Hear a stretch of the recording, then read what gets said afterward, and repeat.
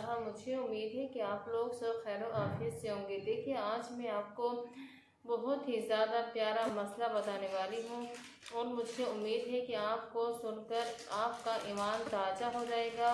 पर ताज़ा तो हो जाएगा, पर आप इस पर ज़्यादा से ज़्यादा अमल करना। मसला क्या है कि आजकल हमारी माँ बहनें क्या है, नमाज़ों से दूर हो रही हैं, नमाज भी अदा नहीं कर रही हैं। क्यों? इंसान को अल्लाह तबारक व तआला ने पाँचों टाइम, अल्लाह तबारक व तआला ने दिन भर में 5 नमाजों का हुक्म फरमाया है, पर हमारी माँ बहनें क्या है, ये नमाजें भी पूरी अच्छी तरीके से अदा नहीं कर रही हैं।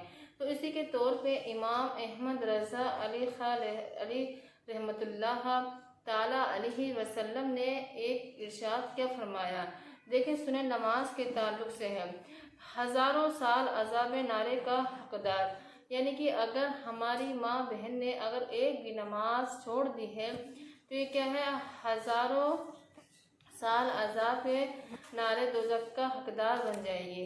तो इंशाल्लाह मुझे उम्मीद है आप इस पे ज़्यादा से ज़्यादा गौर करना और अपनी नमाज को हमेशा पाबंदी से पढ़ती रहना।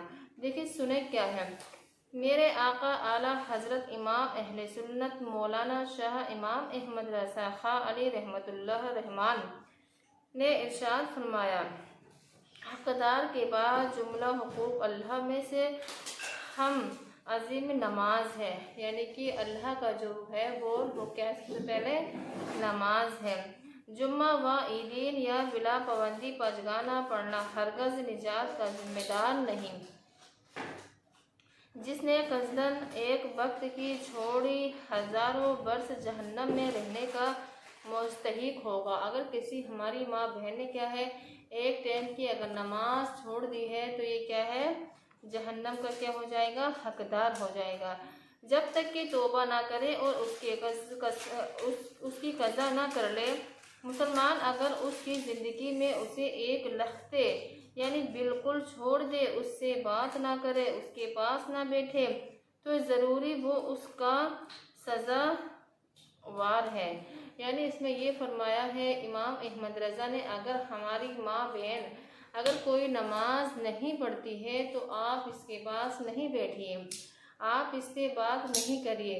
लेकिन मैं ये ज़्यादा समझती हूँ कि हमारी माँ बहनें नमाज से तो बहुत ही ज़्यादा दूर हैं, लेकिन बात करने तो बहुत ज़्यादा दूर है, लेकिन बातों में ही लगी रहती हैं। नमाज की बात अगर आ भी जाती है तो हमारी इस्लामी बहनें क्या है, उठ के चली जाती हैं और कहती है कि कोई बात नहीं, कि नमाज तो हम पढ़ लेंगे, आज नहीं तो कल। अल्लाह अज़्ज़ा व जल का इरशाद फरमान है, देखिए अल्लाह ताला ने इरशाद क्या फरमाया है कंजुल ईमान में, और जो कहें तुझे शैतान बुला दे तो याद आए पर जुल्म करेगा। तो इंशाल्लाह अब मैं आपको ये तो हमारी क्या है, नमाज ना पढ़ने की सज़ा थी। अब मैं आपको ये बताऊंगी नमाज का यानी कि नूर, नमाज से क्या है, नूर। नमाज पर नूर या तारीकी के असबाब।